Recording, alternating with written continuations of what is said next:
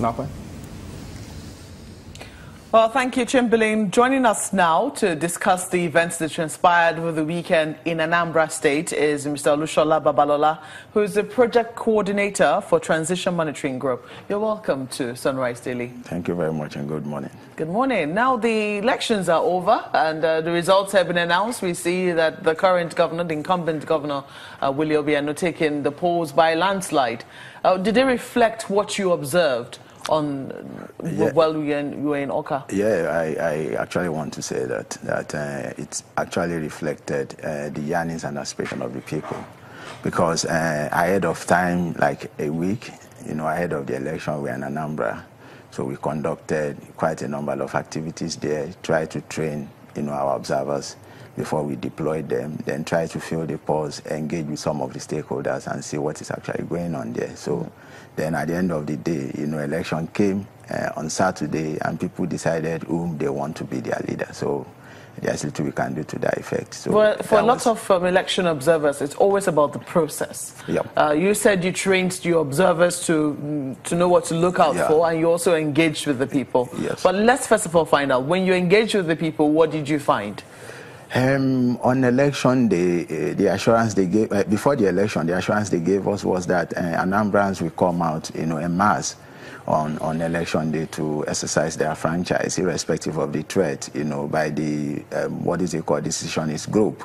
So at that particular point in time, we were sure that people will definitely come out, because we moved to different parts of the state, actually from Oka, to other local governments in Anambra State. And the assurance, was that people will actually come out to vote on election day. So for that reason, so we really want to believe that they are going to exercise their franchise, even though their fears, were allayed, by the Inspector General of Police, who said, irrespective of the threat, that people should come out, that they've been able to nip, the problem in the bud by deploying, massive security personnel for the election, which actually played out on election day. So we saw that, on ground, police, civil defense corps, even the road safety, and the army as well. So who mounted the exit and the entry of the state.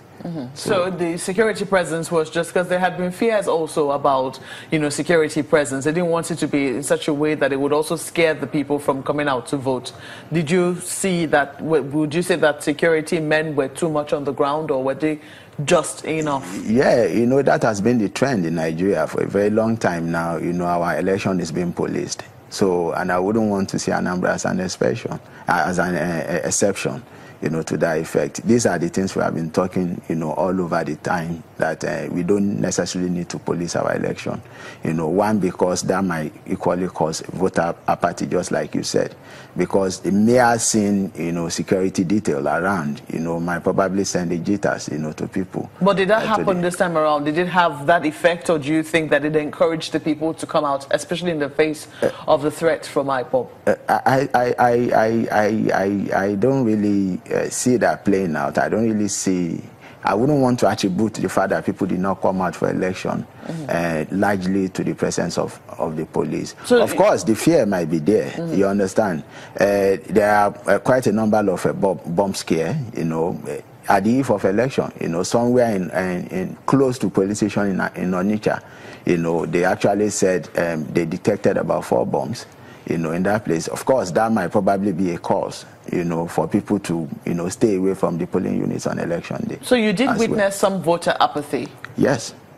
Yes. That was despite the reassurances given by the people. Yeah, despite the fact that people were saying that they were going to come out, for election. So there are quite a number of voter apathy in Anambra. But would you say that it's reflective?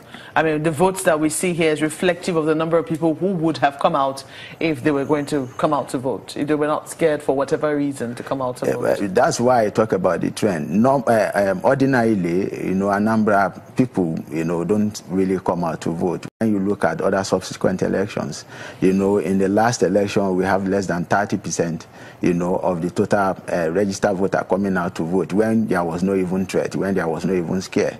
of anything at all. So I think it is a tradition in Anambra State, for them to actually stay away, from election. And that is the most, yeah. That is an interesting tradition, because, some people will argue that that's almost a trend we've seen across, many states as well. Yeah. The number of people we see come out to vote in relation to the number of registered voters is usually significantly low. Anyway, I think another thing that is actually lacking is the fact that we don't do much of aggressive